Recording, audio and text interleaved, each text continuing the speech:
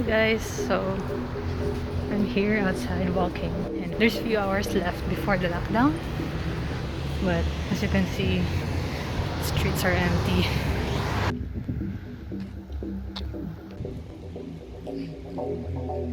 Please stay home. Please stay in your bubble. Please help to break the chain of transmission to save lives.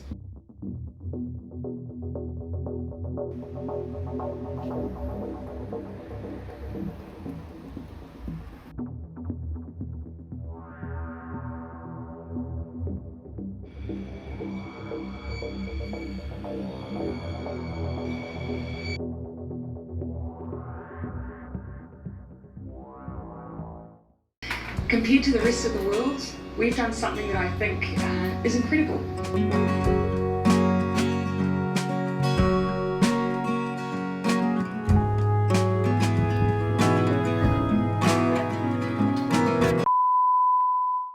It was the 25th of March in 2020 when New Zealand went into its very first lockdown due to COVID-19.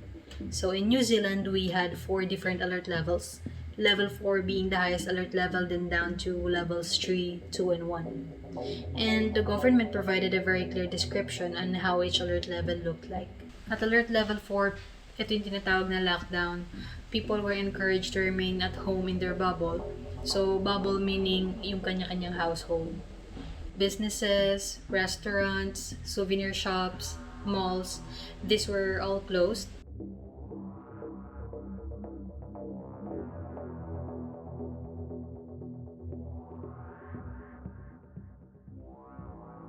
And the only exception was for essential services like supermarkets, convenience stores, pharmacies, clinics, petrol stations, and lifeline utilities.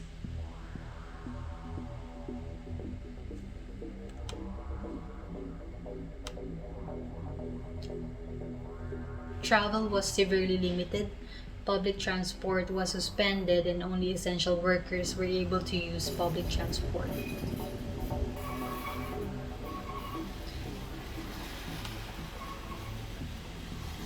Educational facilities were also closed.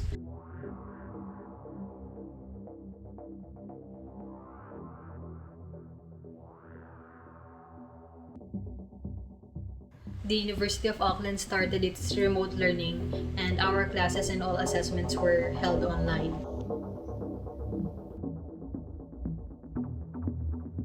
Luckily, they provided support for the students who didn't have laptops and stable internet connections at home. At alert level 4, all gatherings were cancelled and all public venues were closed, including the church, so we shifted into online mass. For our groceries, because during the first few days and weeks we were still afraid to go out to the supermarket, so we ordered online and our groceries were delivered to our accommodation.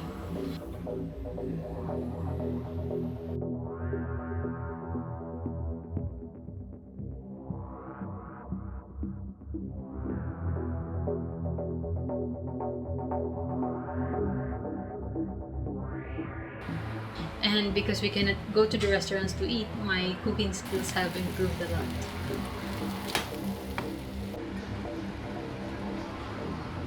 Were there cases of panic buying and hoarding in New Zealand?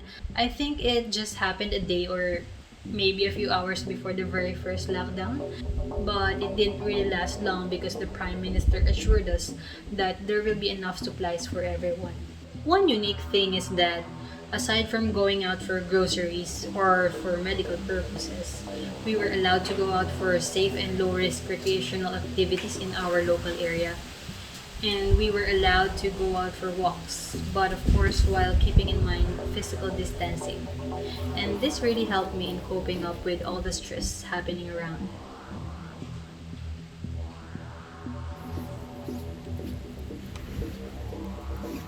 Paminsan-minsan, kailangan din natin maglakad at mag-break sa ating pagsusulat. Kaya, syempre, sumusunod naman tayo sa protocol. Naka-wear tayo ng mask dahil highly encouraged to wear masks pag lalabas. And look at the sun! Then, after just a month of being under alert level 4, New Zealand moved to alert level 3 on April 27, 2020. Compared to the rest of the world, we've done something that I think is incredible. At this level, people must still stay within their immediate household bubble, but we were allowed to expand this to reconnect with close family or support isolated people. But this extended bubble should remain exclusive. A week after mag-announce ng Alert Level 3, there were no new cases of COVID-19 reported in New Zealand. That was May 4, 2020. Hi! So we are now at Alert Level 3. You can already travel around your region. For the local travel, public transport continued to operate with strict health and safety requirements. There's maximum capacity lang na pwede sumakay. So there is a passenger limit in the buses. So it depends on the size of the bus. There are some buses which requires only 21 passenger. Then, one seat apart din halos dun sa bus. Sa entrance din ng bus, sa likod lang pwede sumakay at hindi pwede dun sa driver's side. Thank you. Other businesses were able to reopen, like restaurants, but wala pa din dine-in, so takeaway lang yung allowed. Because there should be a limited interaction with customers, and businesses must be contactless, or customers could be online or over the phone. Hi everyone, I'm now here at Parnell. So this is what it looks like during Alert Level 3.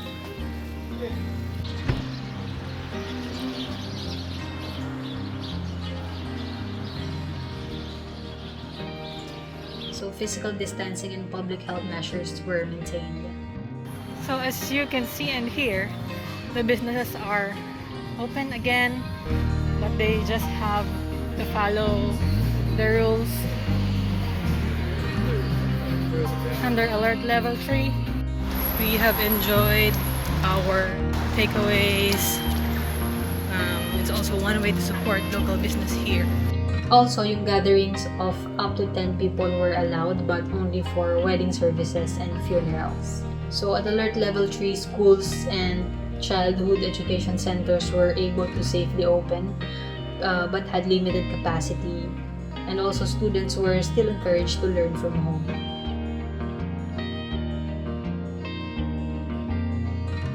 Public venues were still closed.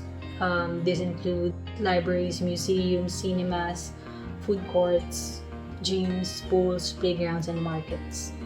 So that was Alert Level 3. Then on May 13, 2020, we moved to Alert Level 2.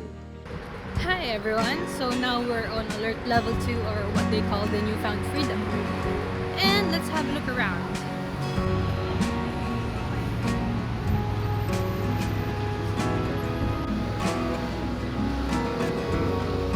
Level 2. Been a while since there's traffic jam. So dun sa Level 2, the disease was already contained, but there's still a risk of community transmission. At this level, people were allowed to start seeing their friends and families again, with a limit of 10 people. Reunited! Vloggers gonna vlog again! Reunited na naman! Most businesses were able to reopen, but they legally followed public health rules, including physical distancing and contact tracing.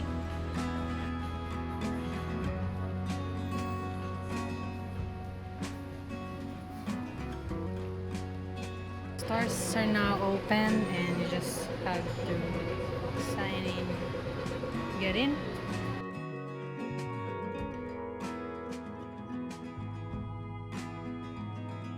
Parnell at Level 2. So yung pinaka-blockbuster dyan, yung reopening ng barbershops and salons, na meron pa nga na news na hating gabi pa lang, madami na nakapila dun sa mga barbershops.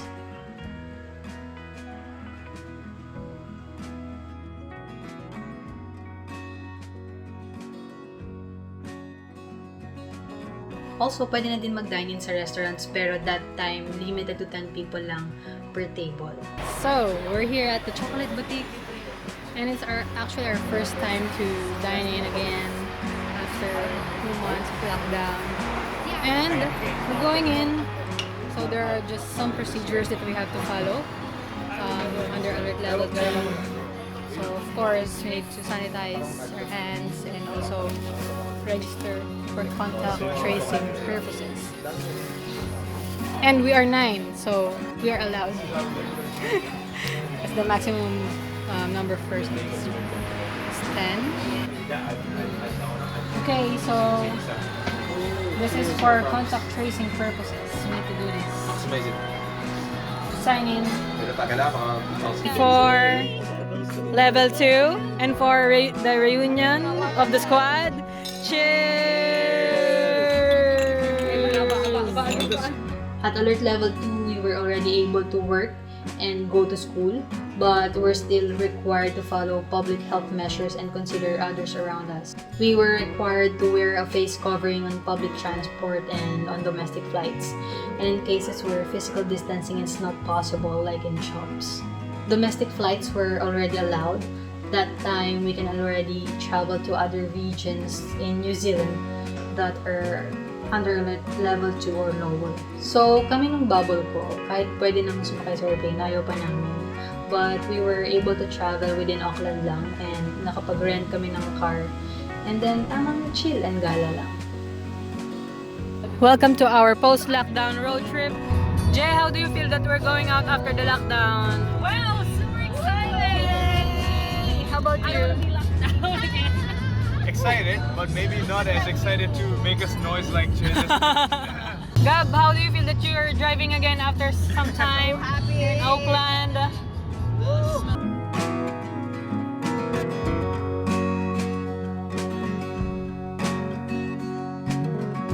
For gatherings and events, no more than 100 people were allowed at social gatherings, including weddings, birthdays, funerals, and also gyms were able to reopen at alert level 2. And then on June 8, 2020, we all woke up to a new normal life. The Ministry of Health reported that there were no more active cases of COVID-19 in New Zealand. And with that, New Zealand moved to alert level 1.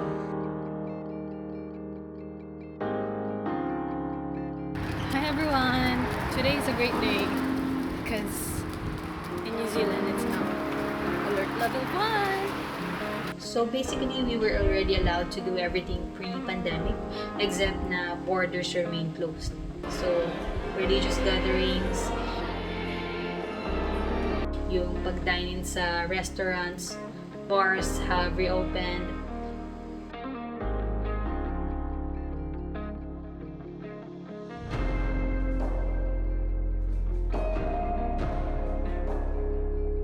And we were also able to go back to the university.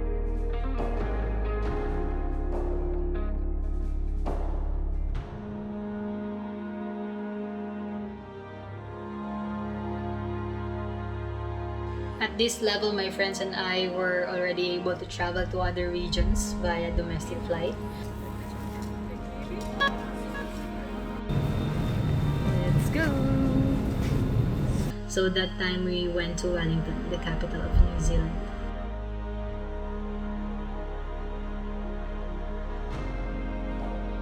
At this level, wala nang restrictions on personal movement, but people were still encouraged to maintain a record of where we have been.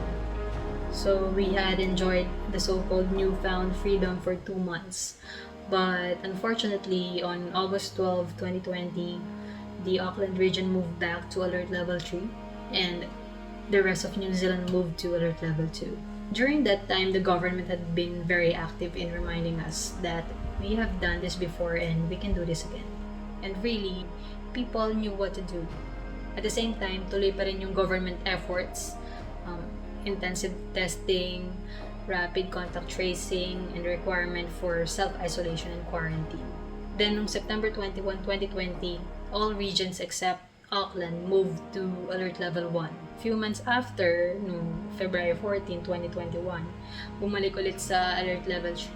Actually, naging pabalik-balik sa alert levels. Pero that's because of proper assessment to reduce the risk. And yun naman talaga yung naging basis sa decision-making nila. Pero as of now, March 2021, level 1 na ulit sa New Zealand. Overall, sobrang inspiring and it's truly a milestone to celebrate in New Zealand. Sobrang nakaka-goosebumps pa rin hanggang ngayon na first hand kong na-experience mula nung nag-lockdown hanggang sa naging new normal na ulit. The world is talking about New Zealand being one of the countries with good, if not best practices in response to COVID-19. And I hope makaya din to na ibang countries and especially in Philippines. And syempre, I hope that this pandemic ends already so that we could all go back to our normal lives. And if not go back, maybe move forward to have a better life.